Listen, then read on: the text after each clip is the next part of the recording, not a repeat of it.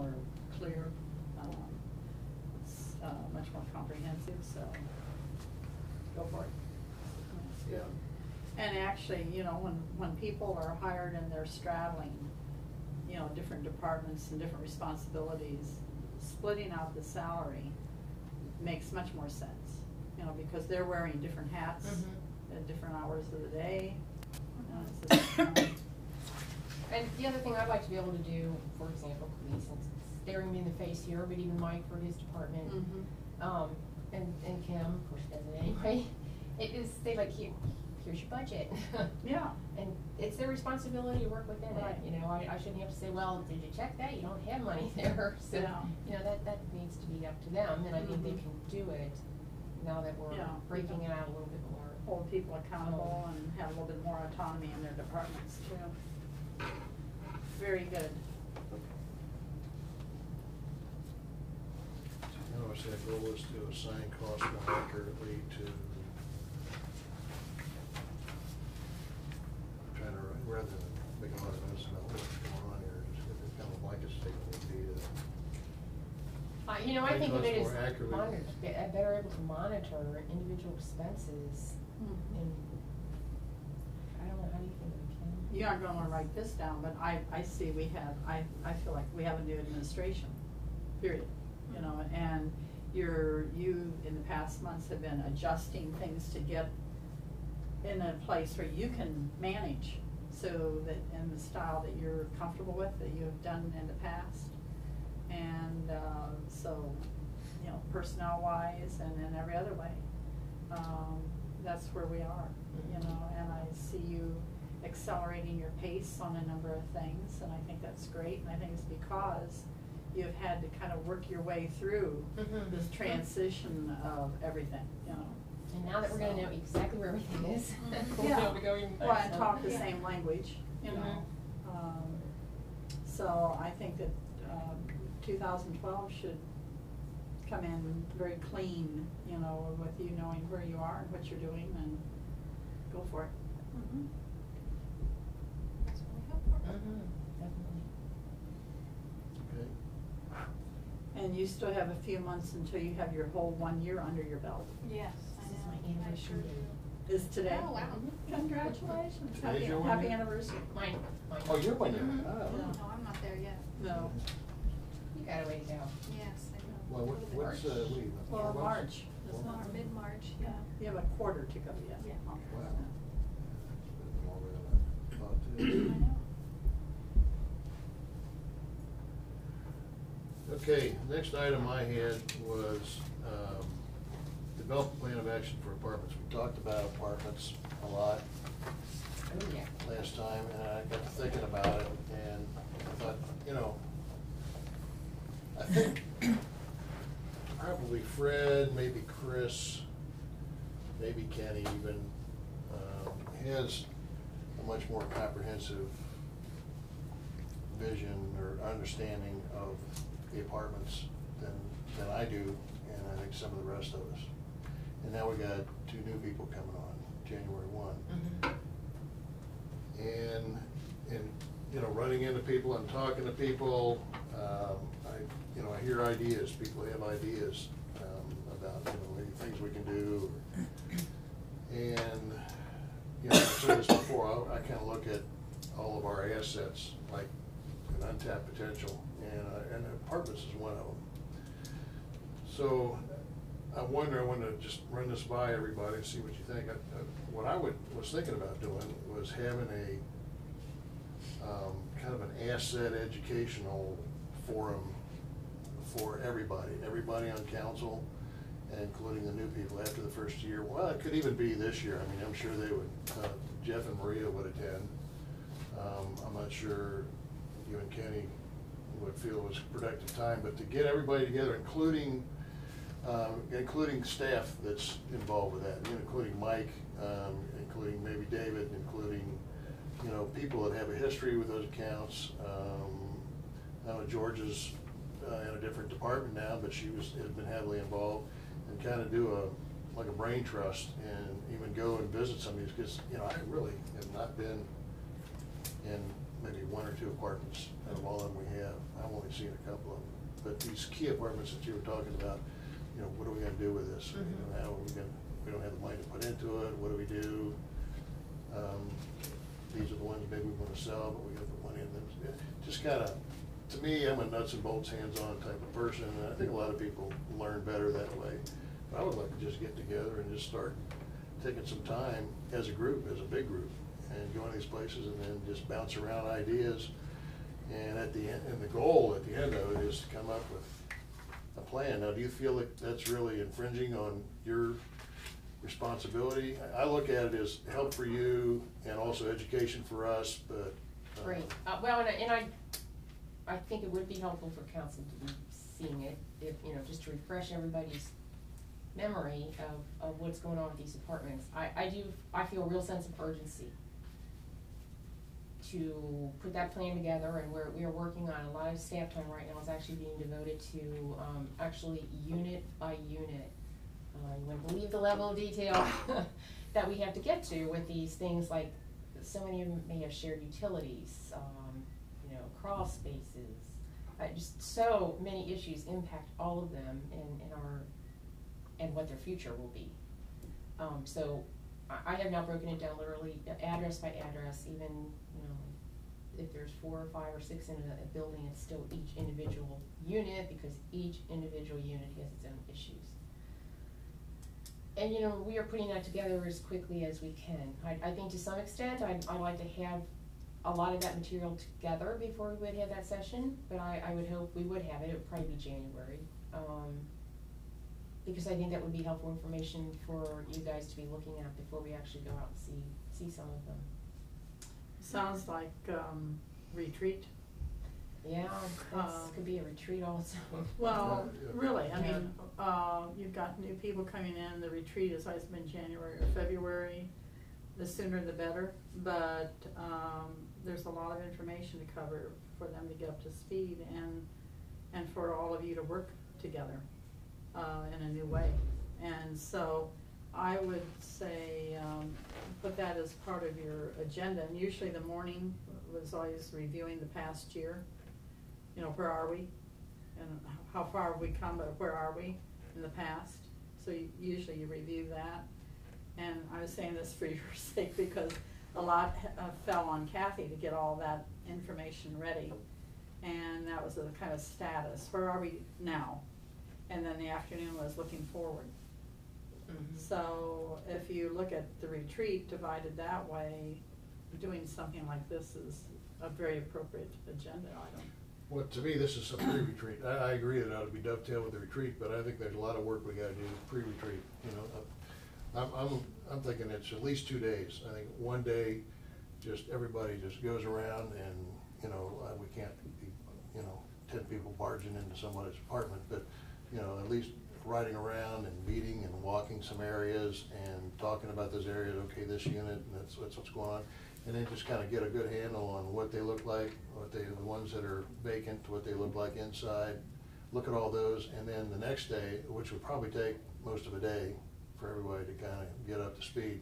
Then the next day, it'd probably take at least a half a day just to sit down and kind of decide, okay, what are we gonna do here? Mm-hmm. And then after we do that, then we gotta, as a part of that process, we gotta figure out, where's the money gonna come from to do whatever we wanna do. You know, the choices appear to be, are we gonna just dump what we can dump and just limp along with what we got, or are we gonna dump some money into them and try to get them all rented? Because if I don't know what the rent would be if we get them all rented, but we got a lot of them empty right now, and then some are totally impractical. And there's that one that had the water leak in it that's gutted, you know. Mm-hmm. That probably, I don't know what we can do with that. Somebody's talked about auctioning that off. Other people have talked about just, you know, trying just to get, you know, anything, whatever we could get out of it, just, you know, hopefully get somebody in there with that's gonna put their own money into it, sell it to them for next to nothing. Hell, I wouldn't even care if we gave the thing away to somebody who's agreed to go in there and rehab it. Well, that's a decision that you'd have to make after, you know, they've had a thorough analysis of it and so on. What we did do way back, and I don't think you were on council at the time, but it's more efficient than what you're talking about doing. We had a map, you know, our street map, and we had it marked for each of the properties we own. We had the list, and we had a status update from the municipal manager of, you know, the history on each one. When did we buy it, how much we paid for it, is it occupied or not, and so on. And then several of us went out and we saw a sample of each one. We had interior pictures of the ones that were really in bad shape.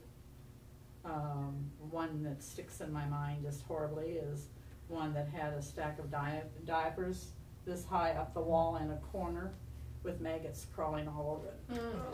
And that was in Greenhills, you know. So we did have a reality check as far as, you know, interior pictures of really the bad areas. We had pictures of exteriors that were deteriorating and rotting once they got the outside facade off. And then we had a contractor who was an outside neutral contractor who came, had gone around and looked at some of them and what their assessment was. So we did all of that in probably 3 hours, you know, because we had the map, we had the reports. We didn't need to go out and see all of them. We saw, this is a typical 2-bedroom that we own, you know, this is a typical 3-bedroom, here's the 1-bedroom. We saw 2 or 3, and then we went from there. It takes too much time, and you aren't going to get everybody to do that for 2 days, and so you'll still have missing information if you try to, you know, get everybody to tour. So you might, that's a reality. I mean, that's, you know, that's something that's doable, and you could do that in either a special meeting or whenever. What this information you're talking about was from when, how long ago? It's probably 8 years ago, 8 or 9 years ago. Does that still exist somewhere? Well, it wouldn't be up to date now. Well, I know, but. Well, for Be a model. example, I have a number of these that I've collected through the years for different purposes, but where's my street map? I always have a street map here somewhere, because one was for curbs. One was for curbs, and that was the curb project, and then there was the apartment project, and so we each had our maps, and they're highlighted and for that appropriate thing. I don't have it with me. It's usually in this. You could probably get Yes, them here it back is. to files and see Here's some of this that one. behind it.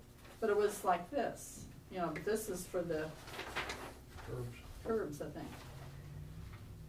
Yeah, curb replacement, 1998, 1999, but each time we were studying something, we would get a new map, and then we'd have all of our property. There is one that we had all the properties we own. Yeah, that was more recent. That's Yeah. been since I've been on council. Okay. We had one with all rental property. And we've had that repeatedly, because it I know, there's a changed. million of those.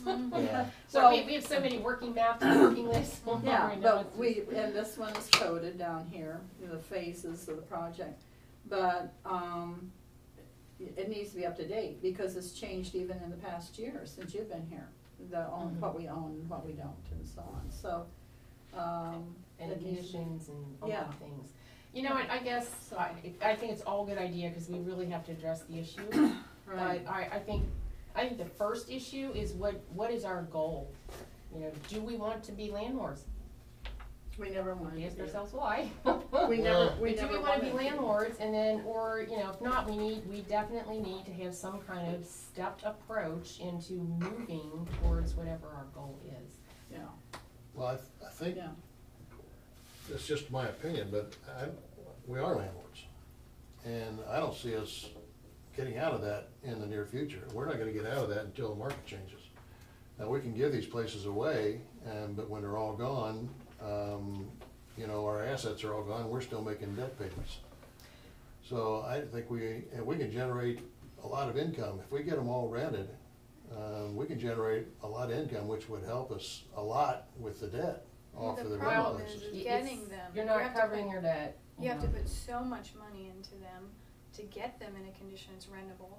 And then it takes so long to even get to the point where you've made enough money to earn back your initial investment. And then it's probably long enough that you haven't invested Right. And more. then you've got to remodel them because up. it's been long enough that And- now they've deteriorated again. You know, I mean, it's Well, we're doing a better difficult job cycle. of picking the renters. then they had, so the places we bought that we dumped a ton of money into originally from private owners that had not taken care of them, you know, the ongoing expenses haven't been as high. We've gotten burned a couple of times, I know, but in general, the places are staying in better condition since we've owned them than they were prior to that. In other words, between people, we don't have to totally reinvent the wheel. And it's with my understanding, and maybe I'm wrong about that. But to me, we're already in the business, and we can't get out of the business of renting places until the market comes back. And I think once the market comes back, then we just reverse our strategy, and this is where I'd like to be at. We reverse our strategy, and then we get out of the rental business if we can.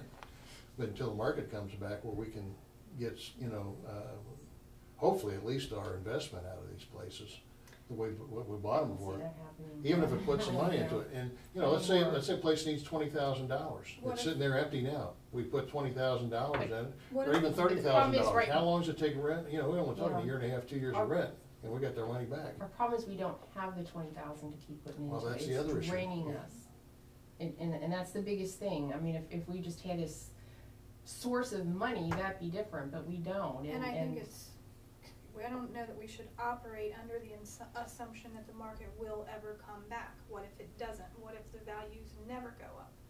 Everybody operates under the assumption that the market will come back someday to what it used to be. We don't know that. I've actually read it, it'll come back, but probably never where it used to be.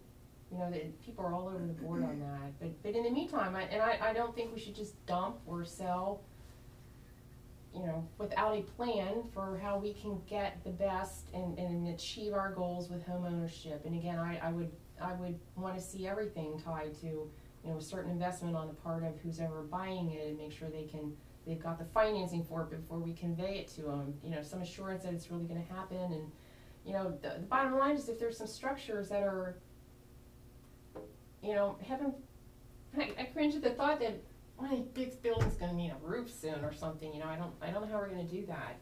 And if we have to determine if they're worth keeping. The bottom line is ultimately, how can we avoid some demolition unless we can find somebody with such deep pockets that can really go back over some of these buildings that are 75 years old. You know, there's wow. Well, there's some real expenses associated with some of these. You know, the truth is, the government didn't build them to last for 300 years.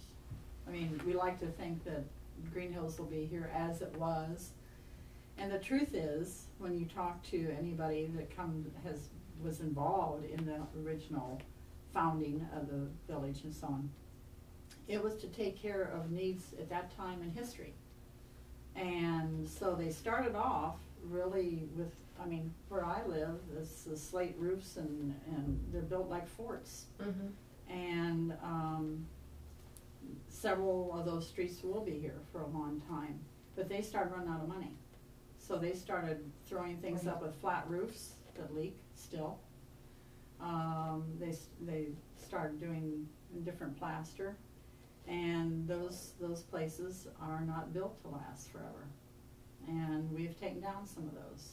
And we saw when we got under the facade that we had put up in about the 60s probably, they were rotting. They were in terrible shape underneath. The wood was just, you know, molding and rotting. Mm-hmm. And anybody that thinks that you should never tear down anything is really foolhardy. They are uneducated about it. So I think you'll end up needing to demolish some things. And if we have a section that is historical, and we take care of that, you know, and that represents the origins of the community.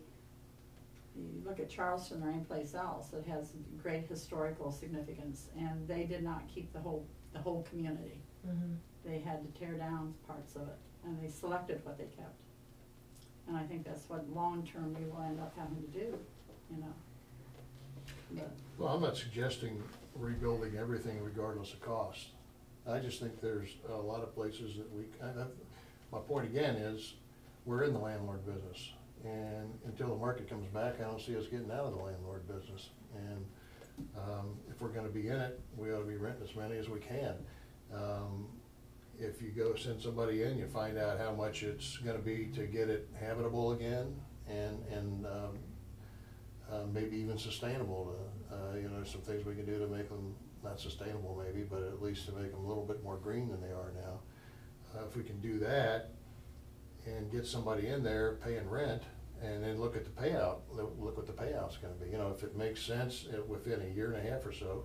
Again, you gotta have the money to do that too. And Well, you that's do, an and issue. you know what, I think maybe there would be a building that, again, would be a good candidate for, some assistance from the state, even if it's a zero interest loan, anything to keep from using our own General fund money. money There on is these no money things in right now, apartments for that remodel. perhaps we could be doing, but again, it goes back to having a good plan, building by building, and sticking with it as best we can.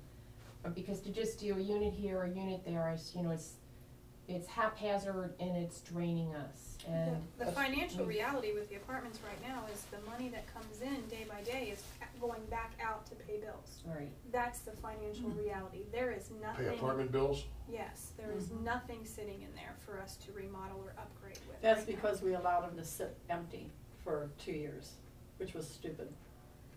And, we never wanted to be landlords. That wasn't the plan. And, the whole idea was to keep us solvent as a community and to get rid of the slumlords. And we've gotten rid of most of them. There's a few that are teetering, but we've gotten rid of most of the really bad ones. And we've gotten a lot of owner occupied. That was a goal. And we saw it as kind of a 10-year plan. We didn't plan on the economy tanking. We didn't plan on some of the adverse advertising that our own residents have created that has blocked some of the development. And so we didn't plan on any of that. And so we find ourselves here with having set 2 years empty. We emptied all of them, which was a stupid idea.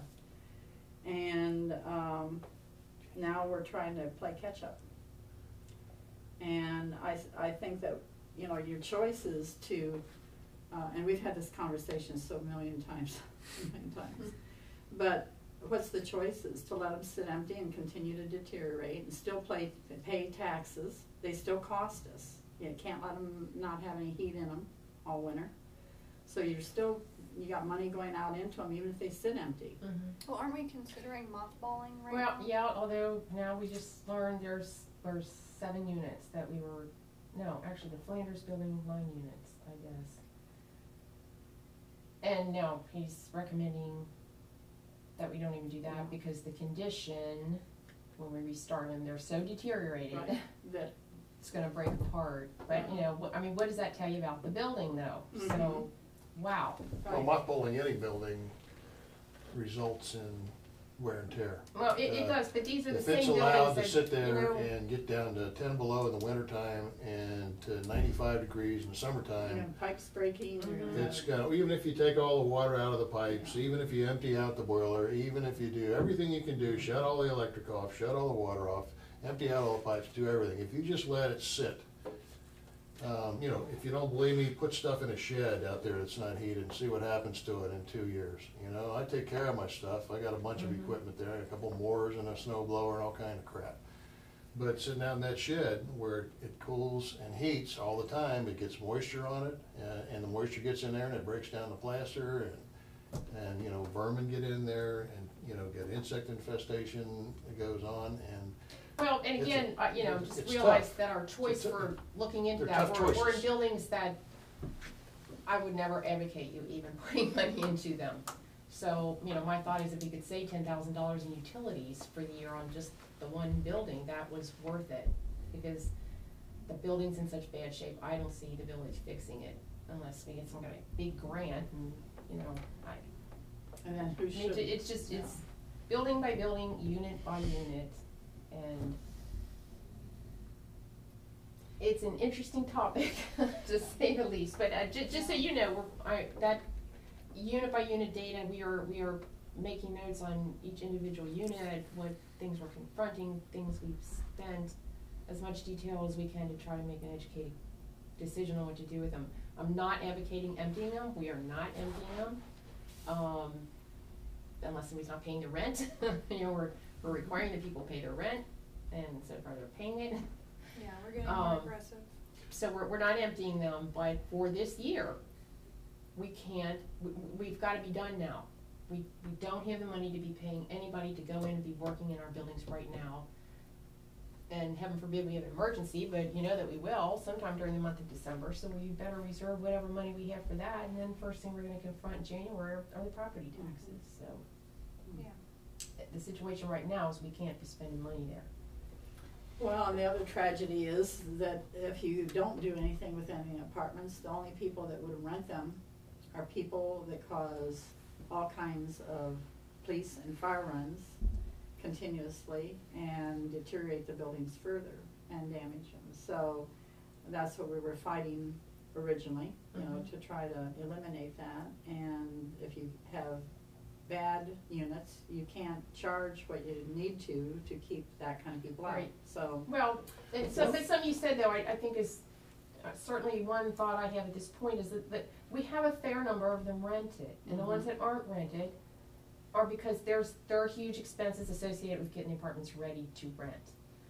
So if we can maintain what we've got, where people are in them, you know, if they turn over or fix them, get somebody else back in them, if we could just keep that group going, yeah, because we're really not having trouble with bad tenants. So no, we're pretty we've done lucky. well at Yeah, screening we and getting really better have. people Yeah. in. Yeah. We really have. Well, But, you know, you said our expenses, our bills are what are the expenses you're talking about there? Painting and that kind of thing, or utilities, or? Everything, I mean, you know, if I collect, you know, $900 today in rent, then I turn around and send that out the door for utility bills and water bills and